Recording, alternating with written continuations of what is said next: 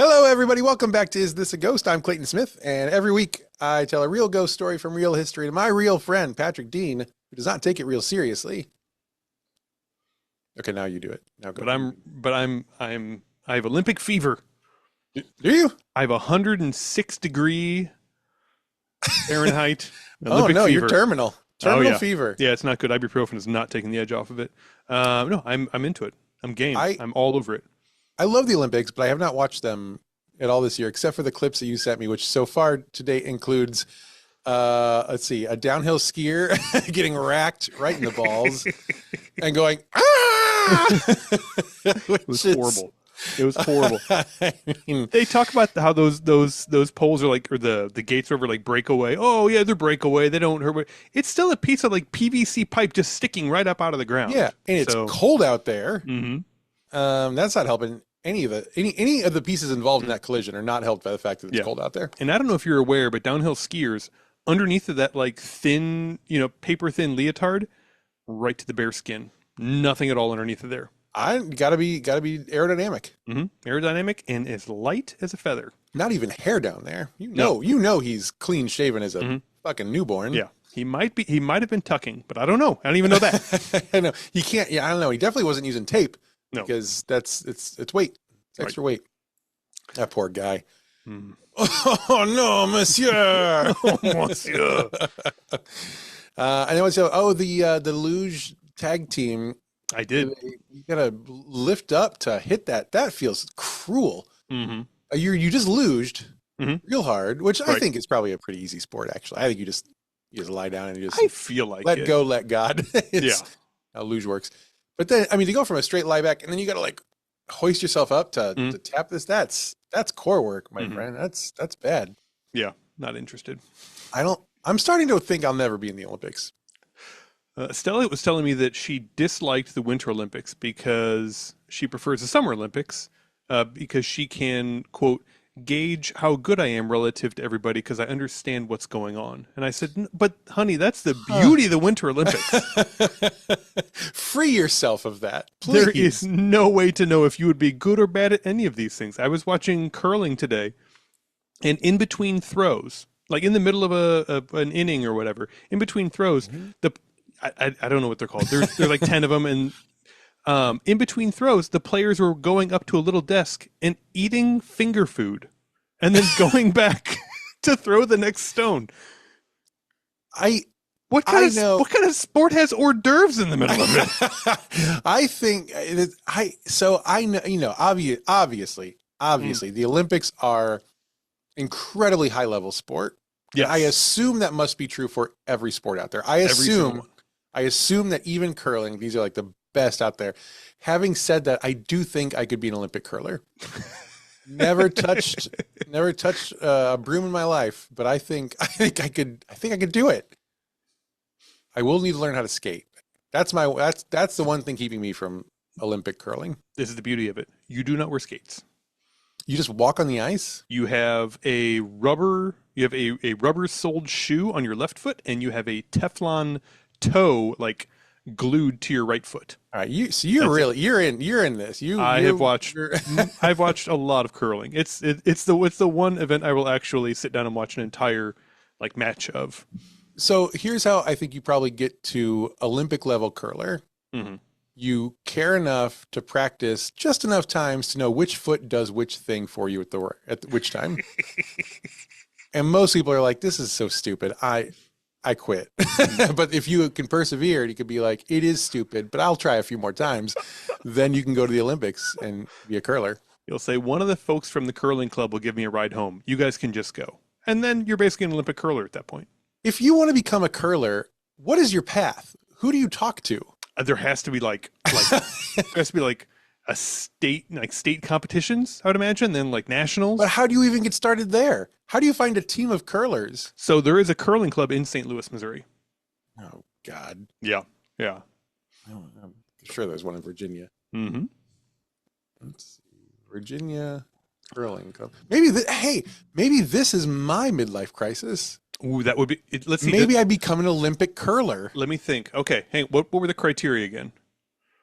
Let's see. Enough enough stick-to-itiveness to be bored by what you're doing, but do it a few more times anyway. Okay.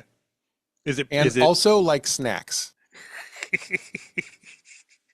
It seems like it would be unnecessarily expensive too. Those stones look really, really pricey. I wonder if you could join a club, but be like, oh, I left my stone at home, and you could do that a few times. Mm-hmm. Like, I'm so sorry. I keep doing this. Right. That'll get you pretty far for a while.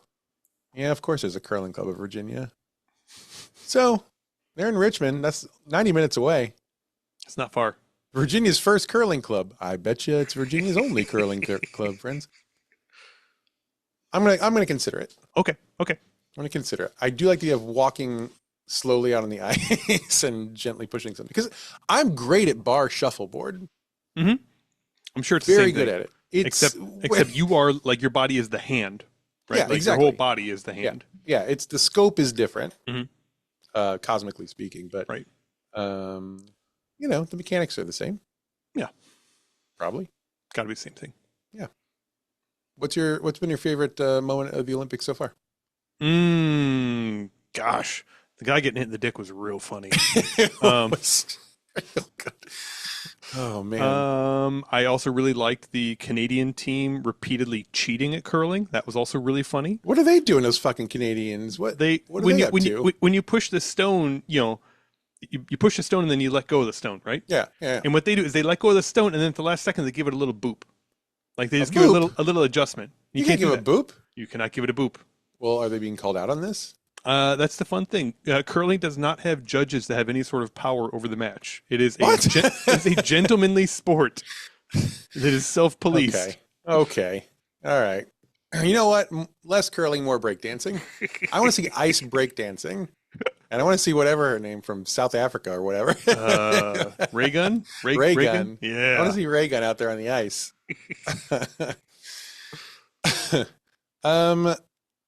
I was going to say, you know what? It was the last Summer Olympics that the guy hit the high jump with his dick, right? Yes, that's correct. Yes. Well, I tell you, there's a theme coming on here. Mm-hmm.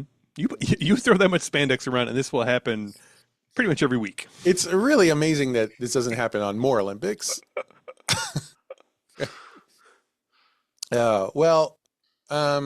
This is all well and good, but do you want to hear a ghost story? Sure, why not? Spooky time. Spooky time. Spooky time. I asked you last week, and you didn't know what story we were telling. Do you know now? You can ask. Okay, what are we telling today, Pat? We're doing the third part of Butch Cassidy and the Sundance Kid. So close. You're very close. Is it the fourth? It's the fourth part of Butch Cassidy and the Sundance Kid. Okay, I was close. For a second, I thought some Paul Newman. God, I love Paul Newman. Oh man, and Robert Redford. Be serious. There was a moment today I thought, like, I checked my calendar and I was like, wouldn't it be fun for me specifically and no one else if we extended Bonnie and Clyde episode until April Fool's episode, and then there's no ghost, and it's just been like the longest, slowest burn April Fool's joke. I like that. I like it too, but I thought we should. It's good to keep our fans and subscribers, so maybe we shouldn't do that. But yeah, so we're on episode 3 of Bonnie and Clyde, and I am pleased to report this is the final episode of the Bonnie and Clyde saga. Oof. It's on to bigger and better things next time. I wonder which one of them is going to die. Bonnie's not in stay great tuned to find out. Yeah, I mean, if you feel free to skip recap here, but would you like me to recap? I can recap less. I can't. I'd love to see you try. Wonderful. Okay, Bonnie and Clyde are a girl and a boy, in that order. So far, flawless. Yes. And they get into some trouble. They do some bank robbing. Bonnie broke Clyde out of jail with a gun, I think, at one point, and that set them off on their wild adventures. And they've had shootouts. They had a horrible car crash at one point that burned or boiled up one of Bonnie's legs. So her leg's in real bad shape. It's not good. And you're all caught up. That's it. That's the whole thing. Okay. Yeah, that's pretty good. That's pretty good. When we last saw our friends Bonnie and Clyde, they were almost caught in a trap, but Clyde sensed it at the last minute, and he said, "No, thank you. We're not going to stop here." And they got away, not entirely unscathed, but they got a bullet wound to the leg each, but they're free. They escaped the law. But also, right around that time, a grand jury came down with a guilty verdict for a murder warrant for both Bonnie and Clyde. Ooh. And so that's where we wrapped up episode 2. So now the heat is really on. Now they're both wanted for murder officially. Mm-hmm. And again, Clyde had been wanted for murder for a long time, but this is Bonnie's first official warrant. So here we go. Oh, you know what I forgot to mention before the ghost story? Folks, if you're not listening to Ghost Plus, and I only say that, I know you don't want to hear a Ghost Plus plug right now, but I only say this because if you are not listening to Ghost Plus, here's what you missed. You missed last Friday a ghosty with my friend and fellow author Ben Wallace, and we did a story called Boy Scout Lane, and all I'm going to say is, in that episode, we got to a point where it made sense for Stephen Luna to then draw an illustration of Miss Frizzle on the Magic School Bus slaughtering children with a cast iron CB radio. And I think if you don't listen to the episode, you're doing yourself no favors in life. It went a little off the rails. And that's on Ghost Plus, and you can get a free 7-day subscription if you go to isthisaghost.com. Go check it out. Anyway, so back to Bonnie and Clyde. So now the police are ready to go hard on them, but Bonnie and Clyde, they have no intention of slowing down. Mm-hmm. And again, they're in this kind of virtuous circle where virtuous may be the wrong word for it, but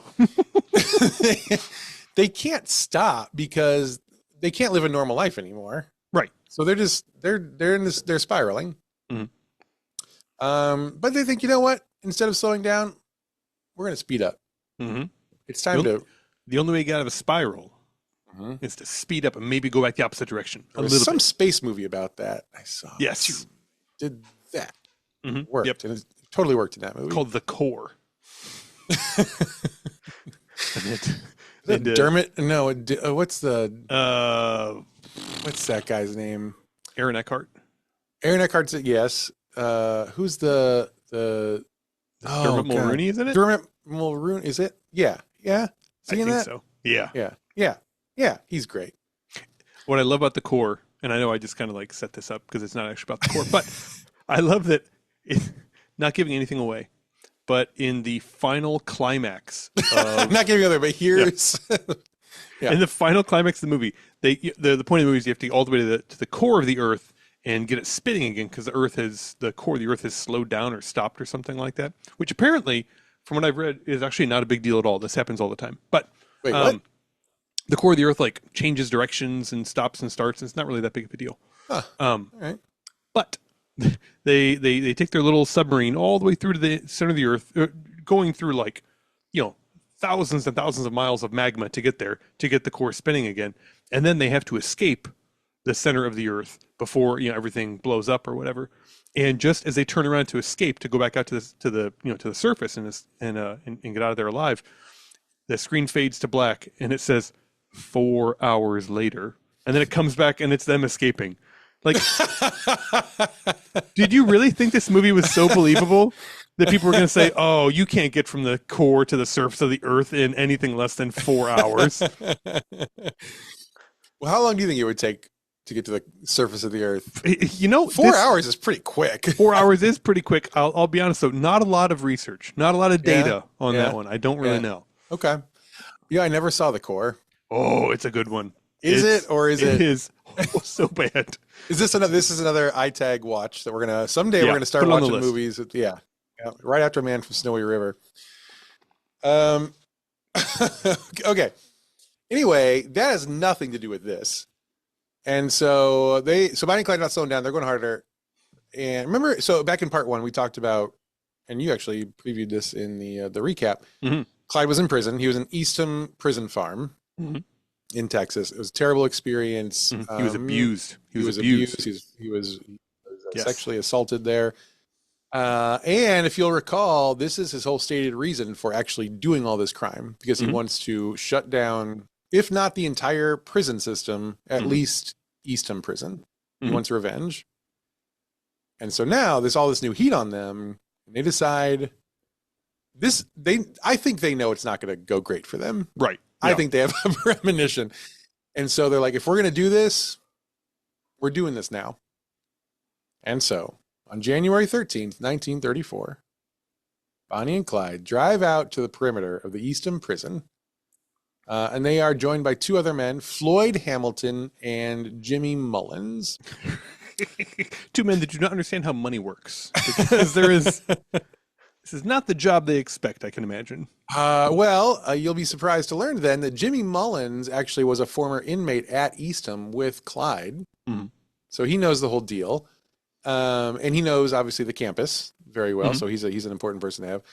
Floyd Hamilton, he has a younger brother who was locked up in Eastham at this time. And so Floyd's going every other week to visit. And this is not a fun fact. It's just a fun aside, but I'm going to do the thing anyway. Wham! Hamilton's brother was serving 266 years for auto theft, armed robbery, and murder. I can't imagine the auto theft and armed robbery had a whole lot of bearing on that. That might be like a couple years tacked on at the end. Yeah, I think just for good measure. We haven't seen anyone live this long, but 250 is, I don't know. It doesn't feel impossible. With modern medicine, I mean, we've almost got this tuberculosis thing kicked. So we've got this whole stock of arsenic. He might live forever. Oh man. So anyway, so they go out there, they take 2 Colt 45 automatics and several clips of ammo, and they hide them inside an old tire inner tube. Okay. Now, the perimeter of Eastham Prison is marked by a barbed wire fence. Sure. But nothing more than a barbed wire fence. Oh, okay. Okay. So Floyd and Jimmy, they take the inner tube and they sneak through the fence onto prison property. And they make their way to a drainage ditch, and like they know like when the guards are going to be there and when the workers are there and stuff. So this is like that guy that does the secret camping on YouTube, right? Like camps under overpasses. Oh, you have to know this guy. You don't know this guy? Camps under overpasses. Steve something. I don't remember his exact name. His whole thing is he camps in like obvious places, but like again, like he'll just pull off the side of a clover leaf in like a wooded area, or have someone drop him off, and then he will just camp there for the evening and document the entire thing. Why? I've watched like. I've watched probably 10 45-minute videos of him doing this. I don't know why. I still don't know why. But that's kind of, it's kind of what it sounds like, really. A little bit. Sneak in when no one's looking and just kind of do your thing. Yeah, just camp. Have a nice camp out. Yeah, now these gentlemen are not going to camp out. Oh, okay, never mind. In the farm prison. Not relevant, sorry. So they make it to a drainage ditch and they toss the inner tube down into it. And as soon as they drop the inner tube, guard dogs start going nuts. Oh. In the distance. In the main section of the farm. They're like, oh, whoa, time to go. So they turn, they beat ass back to the to the fence. They manage to slip back out before the dogs or the guards find them.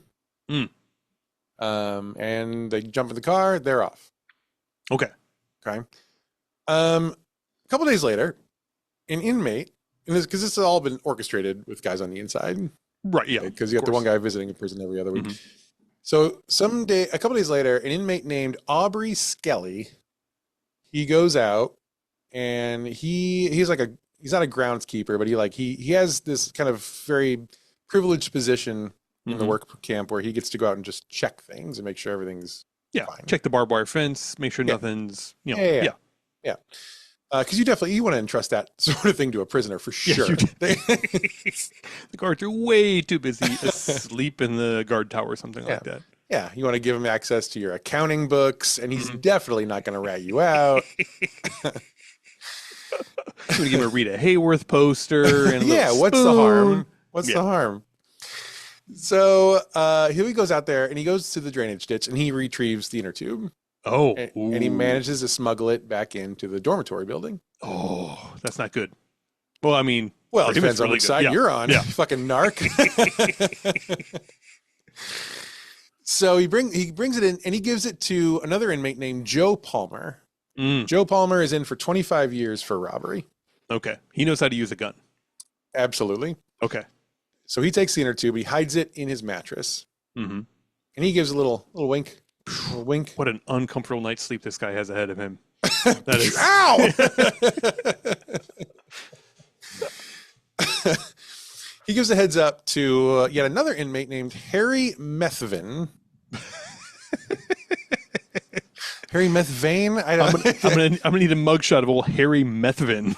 I bet we got one. He's gonna stick around in this story for a little while. So let's see. Harry Methvin. Yeah, there we go.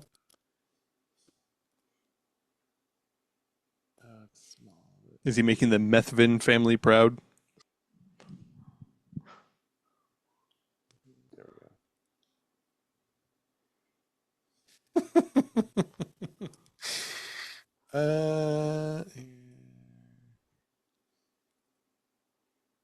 There's old Methvin.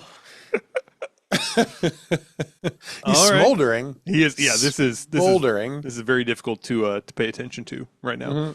I love the description here. Hair light brown, eyes blue, complex, fair. Marks and scars. And scars. One dim horizontal cut scar, left middle finger, first joint, and dagger pierced and lettered love, right forearm inner. Hell yeah. He's got if he lost some face weight, he's got a bit of a young Elvis thing going on. There's some face weight. This is definitely Elvis after being in prison for 10 years. Elvis has been in the yard for 10 years, bulking up.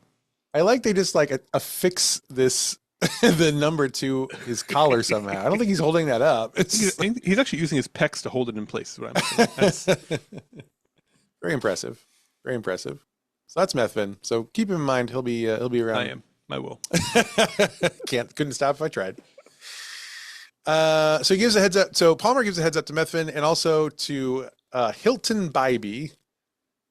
And the four of them, so Bybee and Methvin and Palmer and Skelly, they're all in it. They're like, all right, tomorrow's the day. Tomorrow's the day it's happening. On January 16th, Bonnie and Clyde drive up to the barbed wire fence. And not long after they park, a work crew of prisoners is let out near the fence, as is normal. They're going to clear some brush piles to get ready for spring planting. And among that group are Hamilton and Palmer. Each of them has a loaded .45 automatic in their pants. Ooh.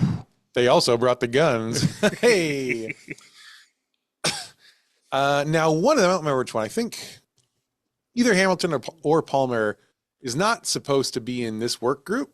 But he's like, if I go out there, they'll probably let me get there and then they'll make me go back because they just are kind of mean to people, right? Sure. And he's right. So he does. So he gets out there, and then once they're there, two of the guards, like 5 guards, I think, 2 of the guards get together, and one is like, hey, he's not on the crew today, and they're figuring out what to do. And it's while those guards are talking that Palmer walks up to them, and he acts like he's going to ask him a question, which is not unheard of, certainly. But then he pulls the gun, and he says, quote, "Don't you boys try to do anything." And then I'll just read another quote from a book about this. Quote, "There are conflicting reports about what happened next. Some witnesses said Palmer deliberately shot Croson, who was one of the guards, for revenge. Others claimed Croson fired the first shot. Another source quoted Palmer as saying, 'I told the guards to sit still, don't move, and there won't be no shooting. I really thought the guards would stick their hands up.' What was I to do?"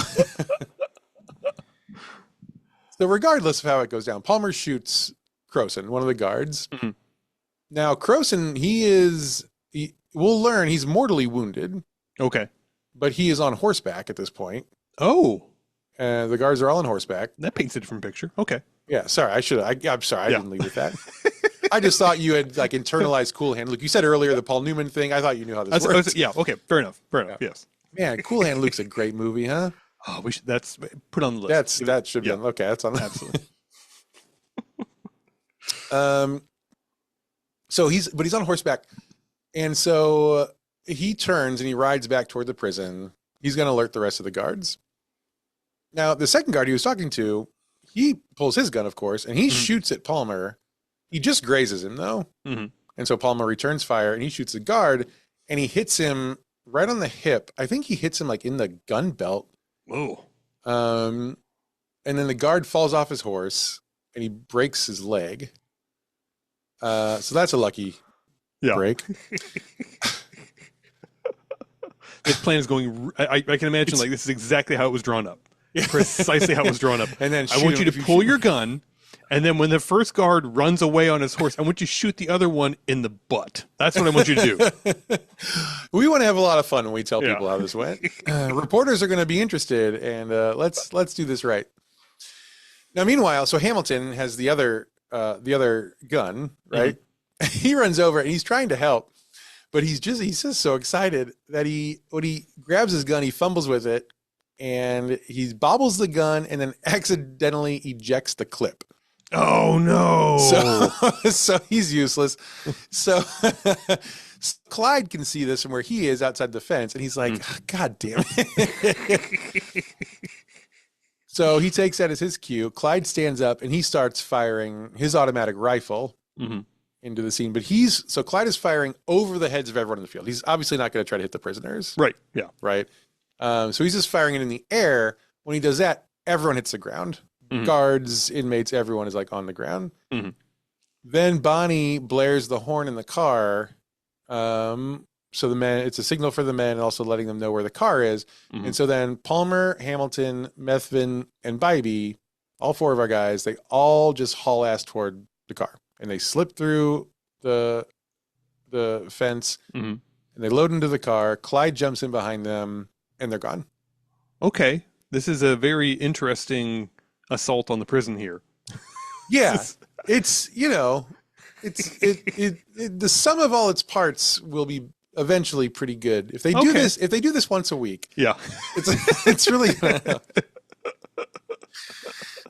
We're just going to run out of tire inner tubes sooner or later, guys. We're going to have to figure out something else. I have to assume that the plan was for Hamilton to help, obviously, but like to kill all the guards so that all the prisoners could just get gone. Okay. And that sounds like a plan. That sounds like a plan. I assume that was the real plan. And one other prisoner actually did make it out, but he hid like in the brush, I think either just inside or just outside the fence. And then they found him, I mean, pretty easily. Yeah. So...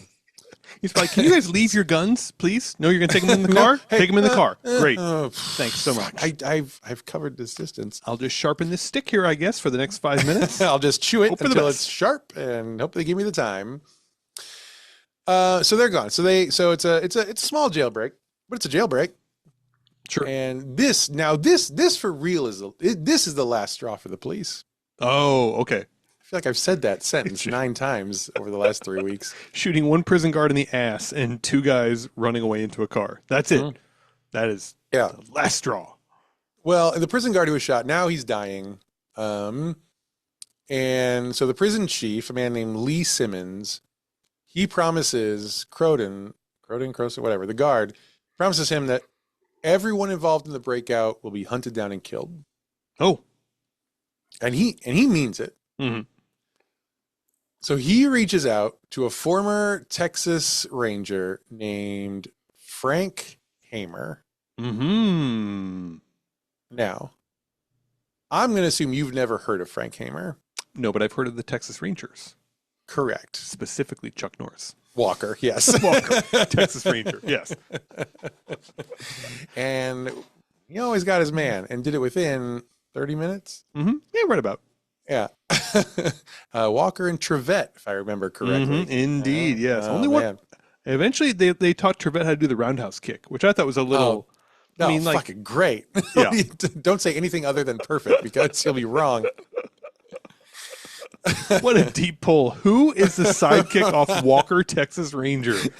Very, very impressed. The deepest of pulls. Oh man, I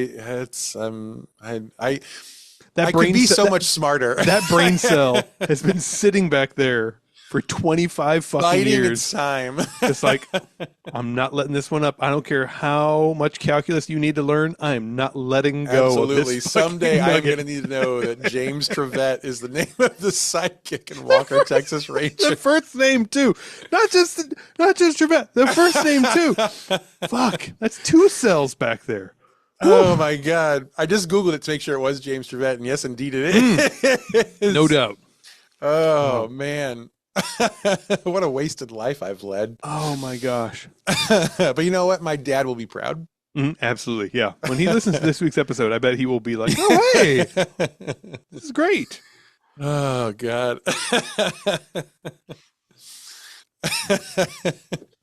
All right. Well, so I can't remember Walker's first name, but I remember James Trevette. All right. So we're going to add the entire series to the watch list, obviously. Oh, absolutely. I think a meaningful Ghost Plus edition would be you and me doing a episode recap of Walker, Texas Ranger. Speaking of that, I think Luna and I are going to try something. We're gonna give the first test tomorrow. I think we're gonna go back and we're gonna do for Ghost Plus an episode recap show where we go back and we recap all the episodes in the original Muppet Show. Oh, okay. And I'm pretty excited about it because the research is so fun. And Luna is designing some Muppety promos for it and some Muppety music to go in it. So that's happening, maybe, unless it goes terribly in the test recording, and then it won't. I mean, as long as you do the Alice Cooper episode, that's the best one. The Alice Cooper episode is fantastic. That is, yeah. That's one where you're like, of all people, I guess it does make sense. Alice Cooper would be the one that just like, yeah, Muppets. Yeah, I'm down. He's pretty theatrical. So, anyway, so anyway, back to Frank Hamer. So Frank Hamer, I had never heard of him either. But he's the real deal. I read up on him a bit. He's no joke. He's a Wyatt Earp level figure. Oh, wow. If there's not a movie about him, we should do that because, so here's just some highlights from his career. So Hamer, he fought against Mexican militias. Okay. Which seems dangerous. Yeah. He enforced prohibition for 1 year. And I was like, I don't think so.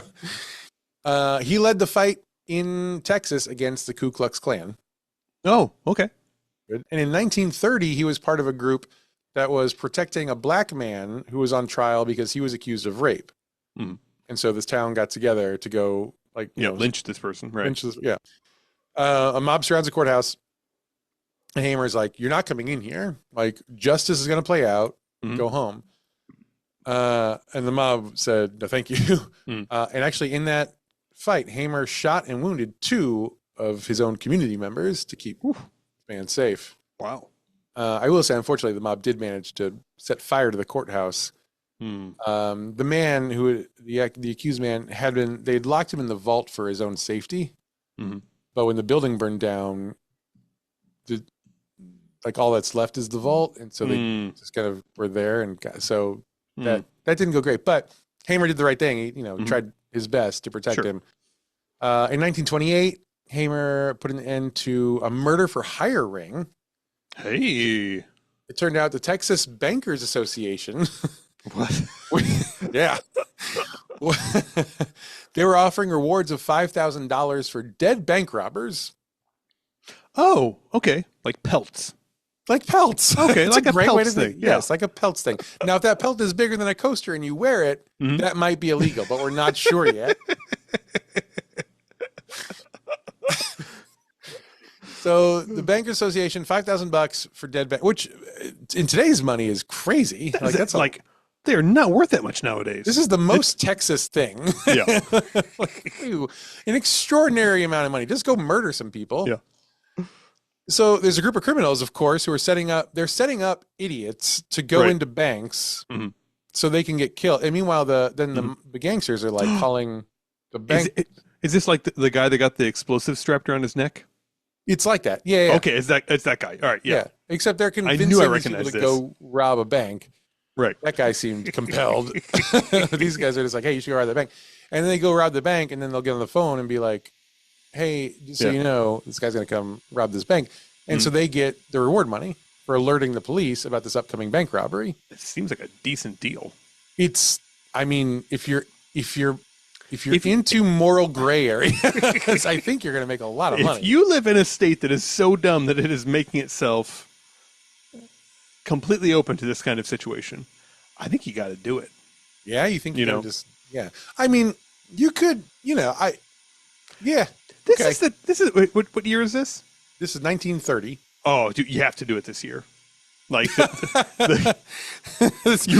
oh, come on, this is your year. This is solidly Great Depression. Yeah. Stock market just crashed. Great Depression. Dust Bowl firing up, and Texas is like, it's pelt season.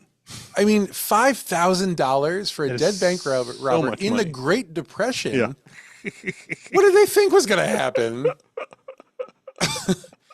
So You're gonna convince your like destitute great uncle Chuck to go and be like, you know what? For the family, I'm going to do this. I'm going to go pretend to rob a bank or something, and then you turn me in, and then everyone retires. Yeah, it's unbelievable. So Hamer finds out this is going on, and he explains it to the Bankers Association. Mm-hmm. He's like, hey, you got to stop this because innocent people are dying for profit. Right. And the Bankers Association, they're probably like, what else are we supposed to spend money on? Like, I have a quote here, which is their response was, quote, any man that could be induced to participate in a bank robbery ought to be killed.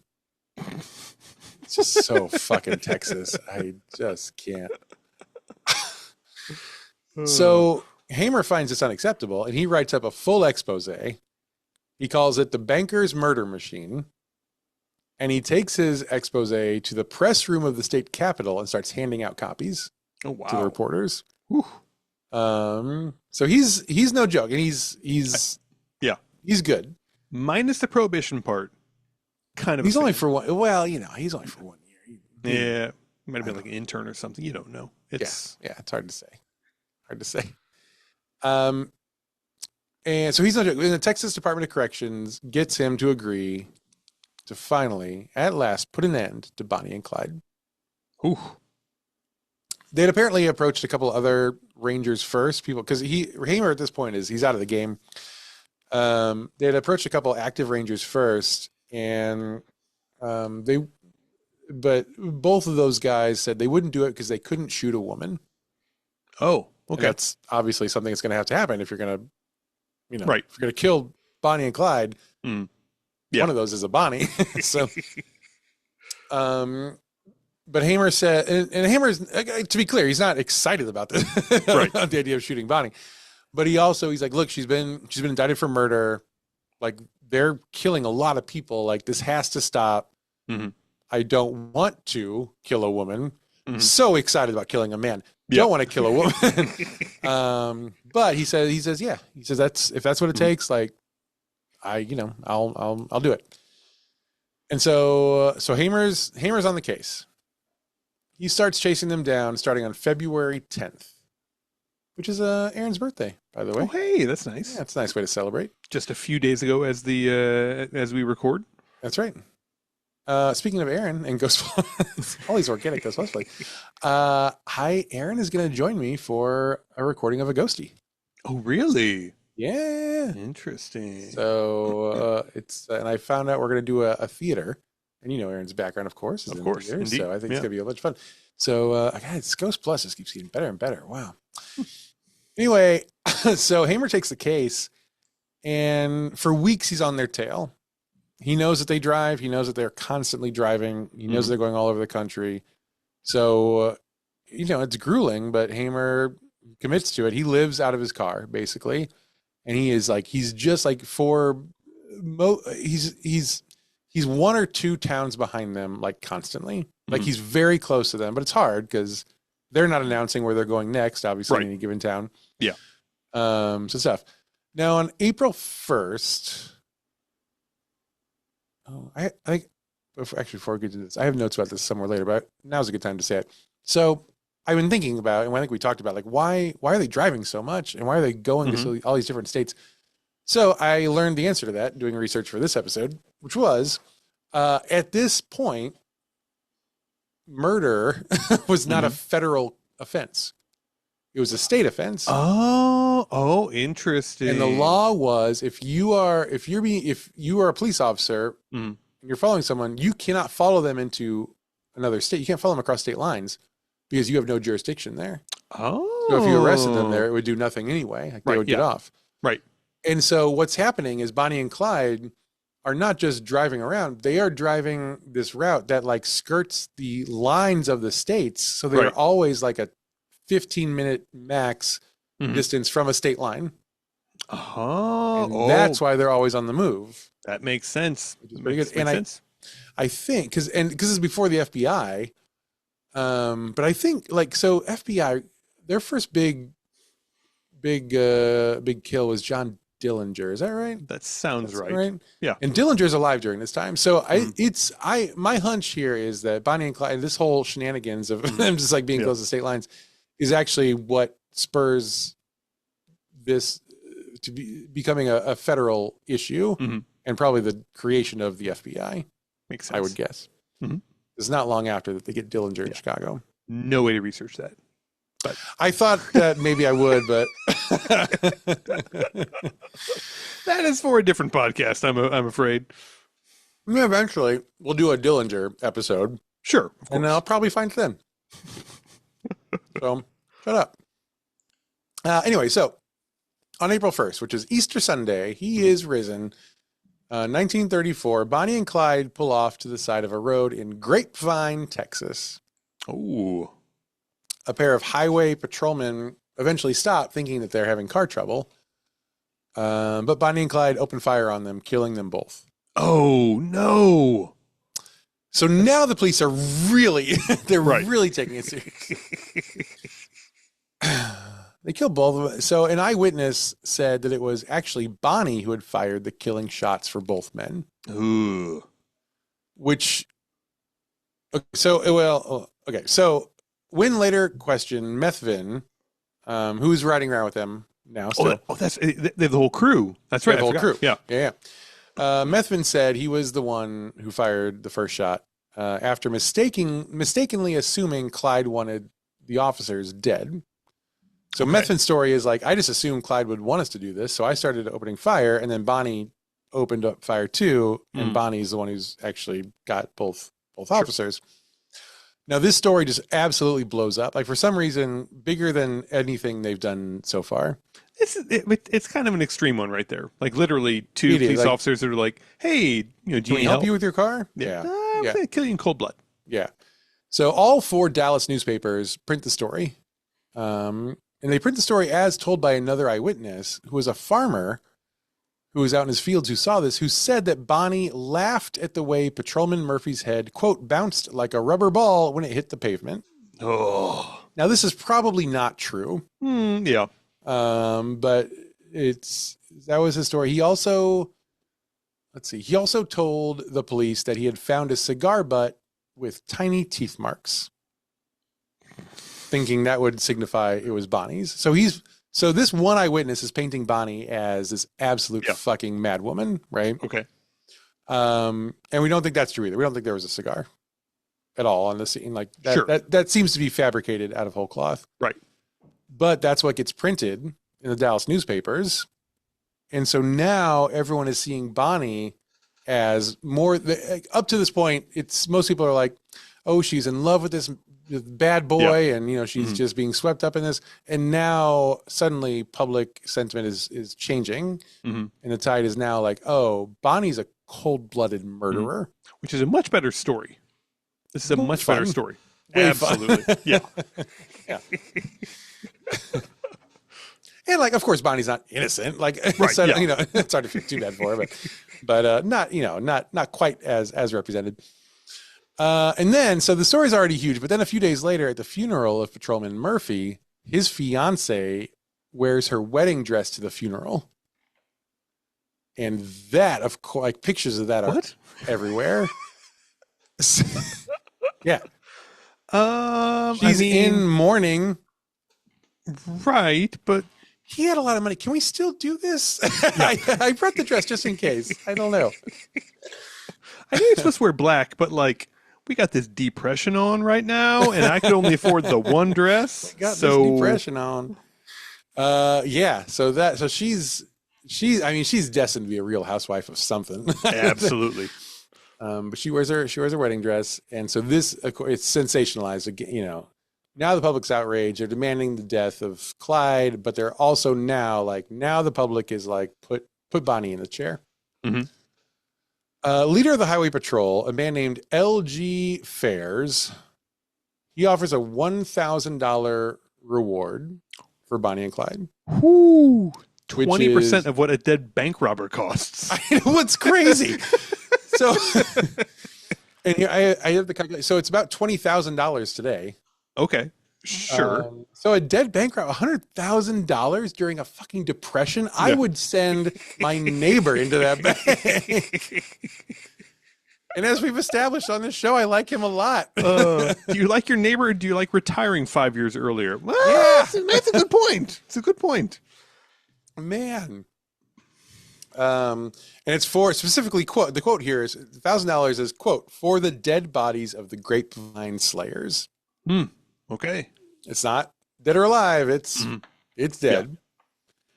The Texas governor at this time was a woman named Ma Ferguson. Oh, a female governor of Texas? Isn't that something? The 1930s? Yeah. Wow. Yeah. What a forward-thinking state that is. They're going to turn blue any year now. It's just a matter of time, right? Right? Uh-huh. Right? Uh-huh. So Ma Ferguson, she adds $1,000 to the reward. Wow. So now it's a $40,000 in today's money reward. Still not half as good as still not like a fully loaded minivan or anything, but still, it's fine. It's fine. 5 days later, Clyde and Methvin murder a 60-year-old constable named Cal Campbell. This guy is constable. Did he come over from London or something? What's all this then? Oh no! I hope Dick Van Dyke never impersonates me. Oh no! I don't know, but Cal Campbell. Now this guy, obviously, he's old. He should be retired, but he keeps working just because he likes the job, likes the work. I think right up until sure, it's all going great until just this little sliver at the end. I think constables at this point were mostly walking the streets and just twirling the night. You're touring the night six and telling the kids keep your stick ball in the alley, boys. Mm-hmm. He's 60 years old. He's a father of, not surprising. He's also a widower, and just a generally old man. 60 years old, 1934 is crazy. So the public now, they're frothing at the fucking mouth. Everyone is the kind of, there was a bit of lore going around about them, kind of a hero outlaw thing for a while, and now that's gone. Oof. Everyone is this is no way. These are the worst of the worst. Mm-mm-mm. Then they kidnap a police chief named Percy Boyd. They drive him across state lines into Kansas, where they cannot be followed for kidnapping a police chief. And they let him go, and they give him a clean shirt and a few dollars. Hey. And also a request from Bonnie to please tell the world that she does not smoke cigars. My mom will be so embarrassed. This is their version of a PR campaign. Let's kidnap the police chief and just please, will you please tell everyone? Yeah. But what about the moidas? Oh, yeah. I mean, yeah. Yeah, of course. But not while smoking a cigar. I am a lady. So, now, it's interesting because like all this, the tide's turning against Bonnie, and if they've been captured a few months earlier, it's very possible actually that like Clyde's always going to get the chair for sure. Like no question. But Bonnie would have probably, she would have definitely avoided the chair. She might have even gotten like clemency from the whole thing because she was seen as like this like victim in her own way. But they're both fucked. Like that's out the window. That's not coming back. And in fact, at this point, the Dallas Journal runs a cartoon on the editorial page showing an empty electric chair with a sign saying "Reserved, Clyde and Bonnie." Cool, fun, light comic material. Yeah. By May of 1934, Clyde has 16 warrants for his arrest. Okay. And by this point, Hamer has assembled a whole posse of 6 men. He's got 4 Texas Rangers, including himself, and 2 Louisiana Rangers. Oh. Now, Hamer is the first one who really picked up on this fact that they were like doing this circuit that skirts state lines. And let's see. So he blah, blah, blah. Yeah, he's plotting them out on the map, and he realizes he can basically predict their movements. Now, he doesn't know exactly where where they're going, but he knows like they're going in a circle basically, and he figures this out. He's like, okay, we can work with this. So now he knows where the gang is going, and apparently their itinerary focuses on family visits. Okay. So like there's like all these points along this way, and it's like someone's family member, which again is so stupid. It's so stupid. But looking at the map, next up is Methvin's family in Louisiana. Okay. And this ends up being actually a stroke of extraordinary luck for the police because little did the posse know, Methvin's mom's house is actually the place where the gang planned on reconnecting if they were ever separated. They lose each other, which might answer our question from last episode of like, how the fuck did this guy know how to find them? So they had a plan. So they said, if we ever get separated, we'll go to Methvin's mom's house in Louisiana. And it just so happened that Methvin had recently gotten separated from the gang after a shootout with the law. And so they're all going to converge there. Now, the police don't know this. Right. Happy accident. But they do know they're probably going to Methvin's mom's place. And so Hamer goes out to stake out the house, and he finds Methvin is already there. Oh, okay. And so the posse goes in, heavily armed, and they arrest Methvin. There's no drama, no shootout. They arrest him. On May 21st, he surrenders, and he tells the police that Bonnie and Clyde are on the way. He flips real fucking quick. He does not want to go back to prison. Please. Yeah. So the posse sets up an ambush along Louisiana State Highway 154. The plan is Methvin will drive his truck out on the road, and he'll park it on the side of the road and just leave it there, and he'll be with him in it, hoping that Bonnie and Clyde, when they come past, will see the truck, they'll recognize the truck, and they'll stop to be like, what's going on? Do you need help? Yeah. So they're all in place by 9 p.m. and they wait. They wait all night long. They wait all the next day. 24 hours later, still no Bonnie and Clyde. The men want to leave. Yeah. But Hamer's like, no, it's not time. Like, we gotta wait this out. And they're like, sir, like, this guy's probably lying. They're probably not coming here. Like, it's probably not real info. Yeah. And Hamer's like, very tired of being in Louisiana, by the way. Can we just go to Arkansas, please? Yeah. All I want in my life is Arkansas. I never thought I'd say these words, but can we please just go to Arkansas? But Hamer says, no, we're going to wait. I think I have a hunch. This intel is good. I've been tracking their movements. This feels right. We're going to wait. So they do. So they keep watching.